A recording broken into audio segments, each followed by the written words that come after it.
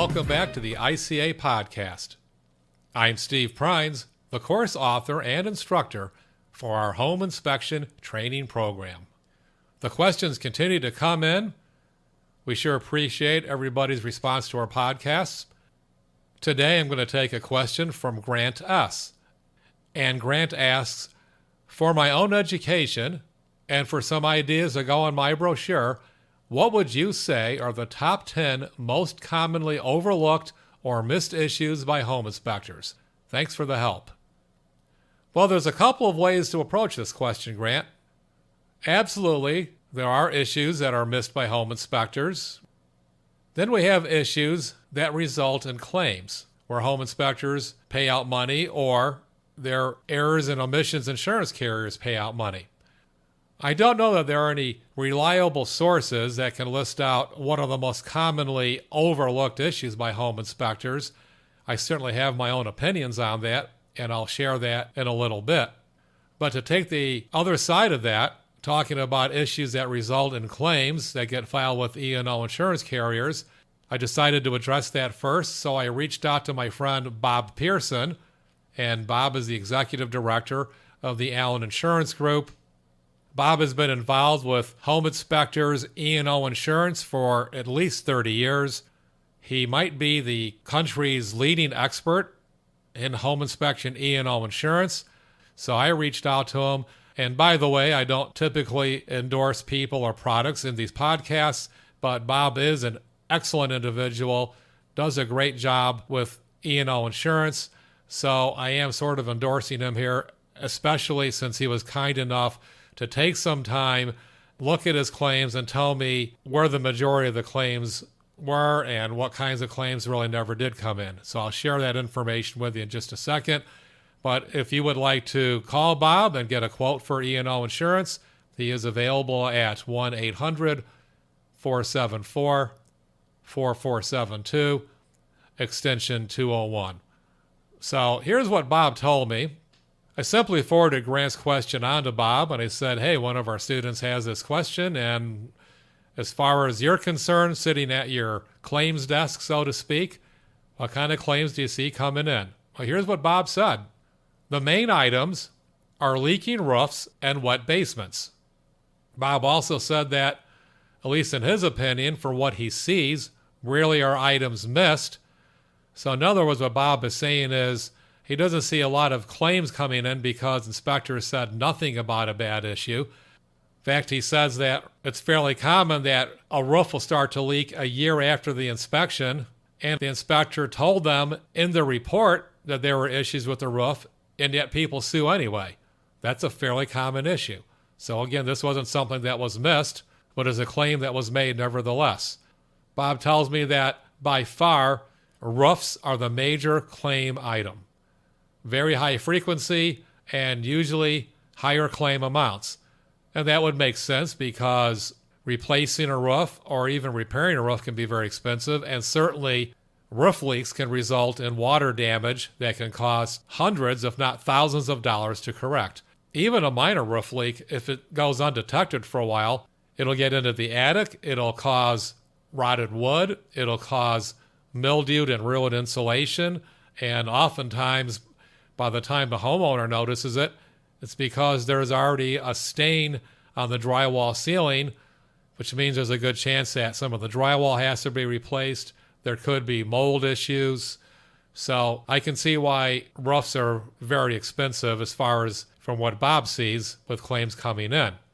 Bob also tells us that basements have a lot of water penetration issues, and of course this isn't surprising.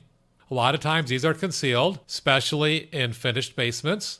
It's going to be hard for home inspectors to find those, especially if they're not big leaks. Now, I know from experience that even in finished basements, as an inspector, you can often find water stains on drywall or water stains underneath the basement stairs, especially where the stairs meet the concrete floor. But a lot of times these stains aren't going to show up. And I'm not accusing any homeowners of doing anything bad, but homeowners often repaint, recarpet just to get the home sold, just to make it look nicer. So if you're changing out carpeting and you're repainting as a homeowner, You're going to put some primer sealer over water stains, and a lot of times it's going to be hard for a home inspector to find that. Water issues in basements are also going to be higher value claims. And again, that makes sense if you have a finished basement, your basement gets flooding or even seepage, you're going to have to be replacing a lot of finishes. Somewhat surprisingly, Bob says there are pretty much no electrical issues that result in claims. He says that there are a few heating and air conditioning issues, but these are usually small claims.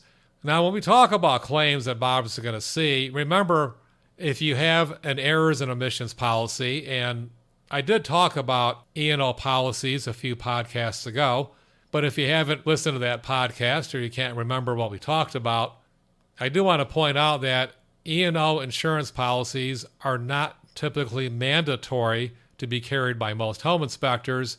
They're optional, except for a few licensed states that require some sort of E&O coverage.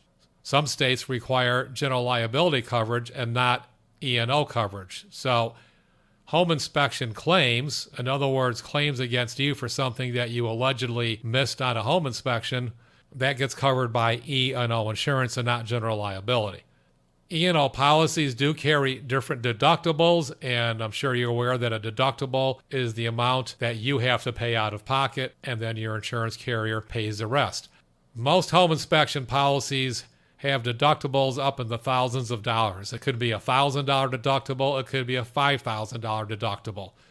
And that means that the home inspector would pay that first $1,000 or first $5,000 of the claim.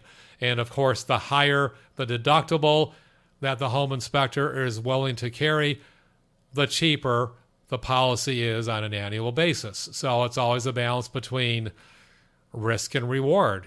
Basically, are you taking the risk of paying a higher part of the claim, the reward being that you save more money.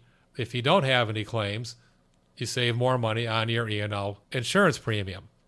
So when Bob says a few HVAC issues are usually small claims, sure, you can replace most furnaces for no more than $3,000. And again, I'm rounding prices off here. They could be a little bit more expensive. But you figure to replace most furnaces, $3,000 tops. And I'm not talking about boilers. Those could be quite a bit more expensive. And to replace most exterior air conditioning units, a couple thousand, $2,500, maybe cheaper. Depends on what efficiency someone is buying. So I can see where those would be small claims as compared to roof issues, which could be in the tens of thousands of dollars potentially. Bob also tells us that he's had some plumbing claims that are usually minor, but he's had a few shower pan leaks. That's typically from a crack in the shower pan, which may or may not be visible during a home inspection. If it's a fiberglass type molded shower pan, that's something that probably should be visible during a home inspection, but not always. In a lot of showers, the base is made out of some type of tile, which sits on cement board and hopefully has a rubber membrane liner underneath that tile surface. But if you have bad grout, if you don't have a rubber membrane, if that cement board is cracked, or maybe the cement board is not even there, those are things that are going to be difficult for a home inspector to detect. Now, Bob tells us that the frequency of claims is down quite a bit. He said that in the year 2000, about 25% of home inspections ended up in some type of a claim, and today, only 5% of inspections end up in a claim. But even so, I don't want you to get worried that 5% of inspections are ending up in a claim. I did say in an earlier podcast that I knew personally of very few home inspectors that had a lot of claims issues, and that's still true. When you say 5% of home inspections end up in a claim, Bob didn't specifically tell me this, but I can tell you from experience there's a certain percentage of home inspectors that seem to have a lot of claims, and there's a lot of home inspectors that have pretty much no claims ever. Or certainly small issues that a home inspector can get settled by simply dealing with the client directly and possibly giving them a refund for the inspection fee, and those are the kinds of things that will never ever be seen by Bob Pearson or any other E&O insurance carrier. Now, Bob attributes this dramatic decrease in claims over the last 15 years to better quality inspection reports, better reporting, better training, and much better inspection agreements. And absolutely, you should always be using a solid pre-inspection agreement. In other words, a contract with the client. Very important. We've talked about that in other podcasts, and we certainly do talk about that in our home inspection training program. Now, Bob tells me that the biggest tip he can provide is that as a home inspector, you should take pictures of everything, even if you don't see issues, because these pictures could be useful later if the client claims there's some type of an issue or something that you missed, and you could look at those pictures and demonstrate what existed at the time of the inspection. And you know what? I'm in 100% agreement with this. I've been telling this to inspectors myself for years. Take pictures of every room, and in fact, what I recommend that every inspector do, on a larger room, like a living room or a dining room, find a corner, stick your butt as far back into the corner of that room as you can, and take a picture of the room. And obviously, your camera is not zoomed in, but zoomed back. You're taking the widest possible picture. And then, if possible, go to the opposite corner of the room, stick your butt back in that corner, and do the same thing. By taking 2 pictures per room, you will have 70 to 80% of the surfaces of that room in just those 2 photos. Now, it's even better if you simply want to take the time to take a picture of all 4 walls of the room and make sure you get the ceiling and the floor of those pictures. That's even better. But it takes very little time to take a minimum of 2 pictures per room and then take at least 1 picture of smaller rooms such as closets or bathrooms or pantries or whatever. These pictures don't typically go to the client. These are pictures that you keep in your file. Now, obviously, if some of these pictures show defects, you may choose to include those in the report. But you keep all these pictures on a flash drive somewhere or on a hard drive, and you keep them forever. You can buy external hard drives that have 2 terabytes of storage on them. And literally, that should take care of your home inspection business for the next 10 to 15 years, even if you're doing 500 inspections a year. So you store these pictures indefinitely, and if, God forbid, somebody does make a claim against you and says, hey, you missed all these water stains in the wall, and there's flooding, and you should have seen that, you can refer back to one of your pictures and say, hey, you know what? During the inspection, there was a sofa right over that spot in the wall. There's no way I could have seen those water stains. So I absolutely agree with Bob in taking pictures of every surface of the house. Now, Bob also suggests that you consider buying an infrared camera. They're getting cheaper and cheaper every day. Now, he suggests using an infrared camera around doors and windows or sinks to look for hidden issues that can certainly show signs of water infiltration or hidden leaks from piping. And really, if you get an infrared camera, you should get training on how to use it properly. Infrared cameras are kind of like X-ray machines. They'll certainly give you an image, but you need to know how to read that image to figure out what it's showing you. Now, I will say that, and this is my commentary now, not Bob's, from Bob's point of view as a provider of E&O insurance, he certainly wants the home inspector to do everything possible to avoid a claim, and that certainly makes good sense for both Bob and for the home inspector.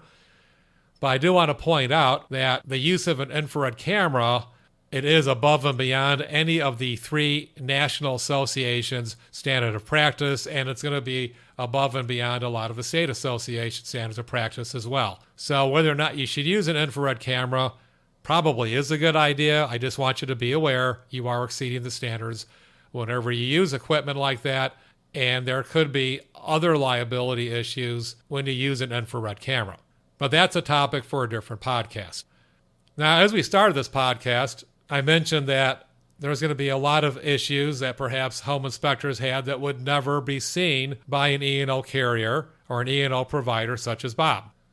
So I want to talk about that a little bit. Now, I don't have any real data to back this up. I simply have my own impressions from my own many, many years of experience as a home inspector and from talking to literally thousands of home inspectors over the years in my own classes and at national and regional home inspection conferences. And there probably isn't any real trend to what home inspectors miss. I would say that Home inspectors tend to have a lack of understanding of what they see in electrical panels. So I suspect there are probably quite a few electrical items that we're not seeing and not reporting. We're not seeing those because we don't understand what the problem is, and that's why we're not reporting those electrical issues. But as far as a claims issue, Bob said he sees virtually no claims based on electrical issues. Now, I suspect that when you say, what are the top things that home inspectors miss, that could be quite subjective in the fact that I think 90% of home inspectors will tend to find pretty much the same major items in a house. I mean, any experienced inspector should be able to determine if a roof is in bad shape or if you see cracks in a foundation or broken glass and those types of things. So it's going to really get down to the minor stuff that some home inspectors may not choose to even include. As an example, do you really have to tell a client if some of the glazing compound on older windows has broken loose? Not necessarily. It kind of depends on how you interpret the standards of practice. So some home inspectors are talking about failing putty in windows, and some inspectors are not. Could you consider that a missed item? It kind of depends on your point of view. So I don't really have a great answer for you on that. That's one of the reasons why I decided to reach out to Bob to start with, because he has some real data. He sees home inspection claims. He knows what is costing both him as an E&O carrier and us as inspectors. He knows what's costing us money. So Grant, I think what you're looking for on your brochure is you're trying to find a way to distinguish yourself from other home inspectors and saying, gee, a lot of guys miss these types of issues, and I don't miss these issues. That's a hard thing to list out on your brochure. And just give you a marketing tip here. In general, I don't really like negative marketing. If you were thinking, and I don't know if this is the case, but if you were thinking of actually putting on your brochure items that are missed by home inspectors as a way to show how you don't plan to miss those items because you're really thorough, I would probably stay away from that. I think it's much better to simply make a list of the items you do typically check, talk about your experience, talk about your background, if you have any relevant background, such as you're a former carpenter or a former heating technician or anything like that that might look good on your brochure. That's the stuff I would focus on as opposed to what kind of things home inspectors typically miss. Might also add that if you follow the system as we have laid out in our home inspection training program, if you follow that diligently, you're not going to miss very much. It's my sincere belief that if you follow our system, you should find 100% of the major items and 90 to 95% of the minor items. And again, what exactly is a minor item? That's kind of open to debate. I think that about wraps up today's podcast. We sure do appreciate your listening. Keep those questions coming in. Thanks very much, and we'll see you next time.